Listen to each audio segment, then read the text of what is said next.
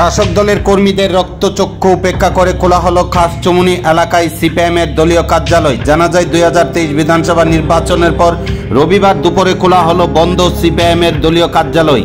এদিনে কমরেড বিমল ভৌমিকের নেতৃত্বে দুপুর থেকে বিকেল পর্যন্ত সিপিএম দুর্লভনারায়ণ লোকালে খাসচুমুনি শাখা অফিস দীর্ঘদিন বন্ধ থাকার পর খোলা হয় এবং দলীয় কর্মসূচি পালন করার লক্ষ্যে সম্পূর্ণ অফিসটি পরিষ্কার পরিচ্ছন্ন হাত দেয় সিপিএম কর্মী সমর্থকরা।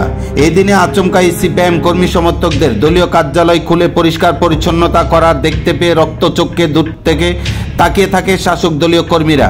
এই দিনে দীর্ঘদিনের বন্ধ থাকা সিপিএম দলীয় কার্যালয় খোলার সময় উপস্থিত ছিলেন খাসচুমুনি এলাকার কমরেডগণ।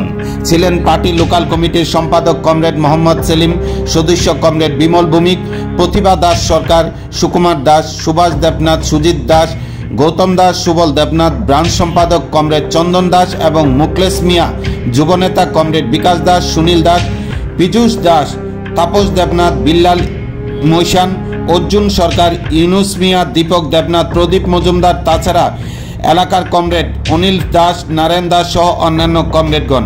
আগামী 2028 বিধানসভা নির্বাচনের বিভিন্ন কর্মসূচি এই দলীয় কার্যালয় থেকে সম্পন্ন করা হবে বলে জানিয়েছেন সিপিএম পার্টির লোকাল কমিটির সম্পাদক কমরেড মোহাম্মদ সেলিম। জানা যায় 2023 বিধানসভা নির্বাচনের পর পরপর 4 বার এই দলীয় কার্যালয়ে ভাঙচুর, অগ্নিসংযোগের ঘটনা সংঘটিত করেছেন বলে জানিয়েছেন কমরেড মোহাম্মদ সেলিম।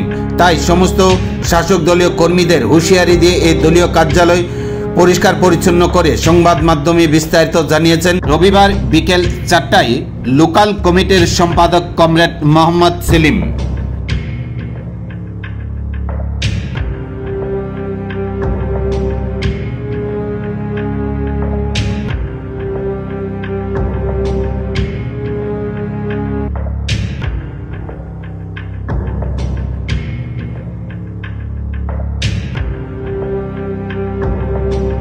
বিজেপি দুর্বৃত্ত দ্বারা এই পর্যন্ত 4 বার এই পার্টি অফিসটাকে আগুন লাগিয়ে পুড়িয়ে দেওয়া হয়েছিল।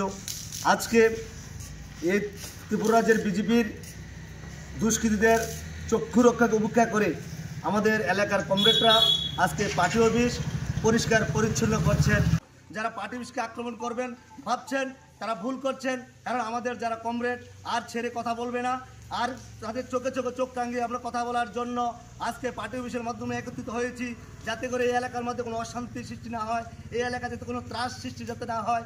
এই নলছর বিধানসভা কেন্দ্রের কিশোর বর্মনের নেতৃত্বে যে সন্ত্রাস করছেন এলাকার কিছু পাঁচাটা বিজেপি দালাল যারা নেতারা আছেন, তাদেরকে আমরা হুঁশিয়ার করতে চাই। আগামী দিন যদি কোনো এই খাসচুমুনি শাখা এলাকায় যদি কোনো ধরনের কোনো আক্রমণ কোনো হয়, কোনো হামলা হয়, আমরা তার জন্য প্রতিবাদ প্রস্তুত।